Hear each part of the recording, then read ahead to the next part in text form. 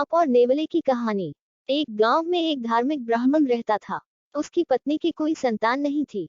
उसने मन बहलाने के लिए एक नेवला पाल लिया था।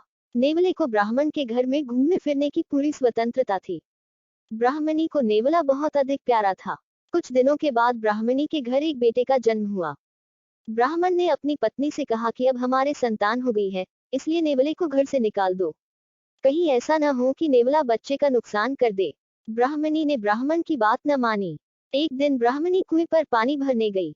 बच्चा पालने में सो रहा था और नेवला पालने के पास आराम कर रहा था।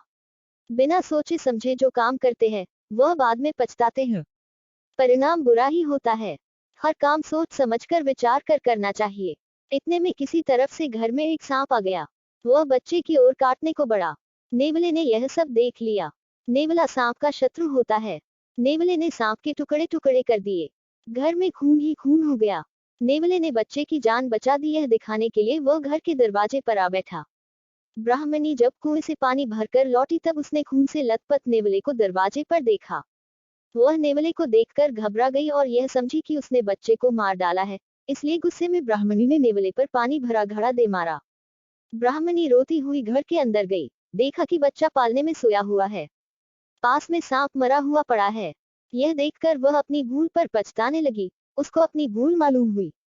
शिक्षा, बाद में पछताने से क्या फायदा।